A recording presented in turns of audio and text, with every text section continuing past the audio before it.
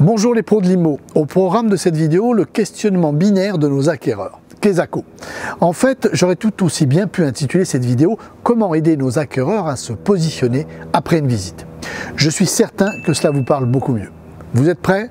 Alors top départ. Rejoignez l'équipe de Dominique.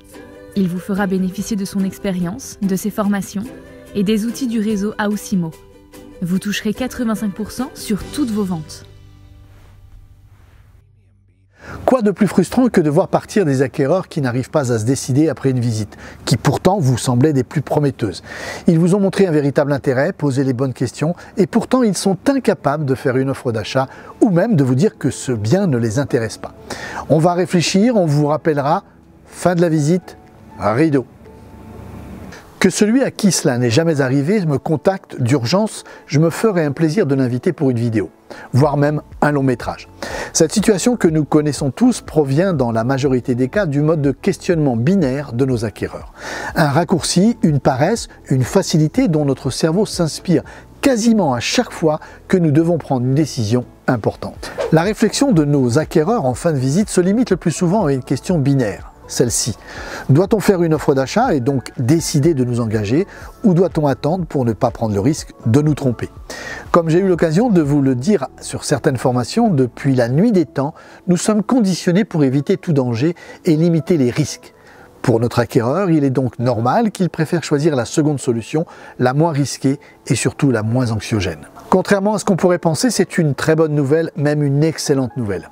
Pourquoi croyez-vous que les particuliers, qui ont en général un nombre de visites très important, ne vendent pas aussi facilement qu'ils l'espéraient et pourquoi ils finissent souvent par confier leurs biens à une agence?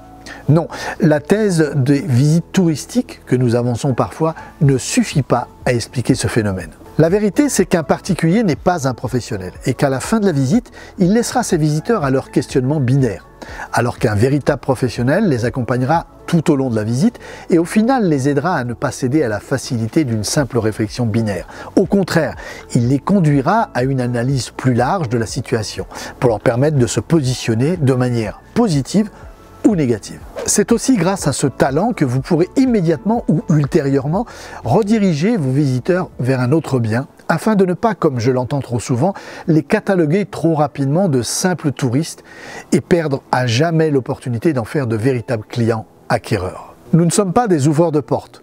Nous rassurons, nous aidons, nous accompagnons les uns et les autres, vendeurs et acquéreurs, dans ce qui est, rappelons-le, une des démarches les plus importantes et les plus anxiogènes de leur vie. Quel beau métier! En fin de visite, votre acquéreur doit donc être capable de choisir de s'engager ou pas, d'exprimer et de pouvoir justifier son choix.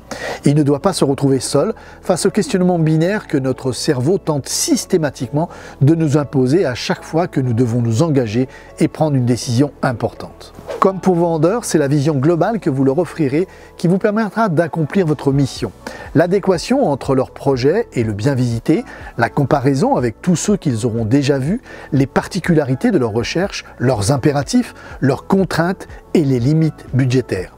Un ensemble de points que vous devez absolument aborder avec eux pour les amener vers une véritable réflexion. Mais comme je vous le disais précédemment, ce réflexe binaire n'est pas l'apanage de vos acquéreurs. Vous, par exemple, lorsque vous êtes face à la concurrence pour un mandat ou face à un vendeur à présenter une offre d'achat, quel est le réflexe binaire qui s'impose à vous? En général, il se résume à cela. Dois-je baisser mes honoraires? Je vous rappelle que c'est interdit en prise de mandat, ou prendre le risque de perdre ce mandat, ou encore voir cette offre refusée. Présenté comme cela, peu de chances que vous preniez la seconde solution, n'est-ce pas?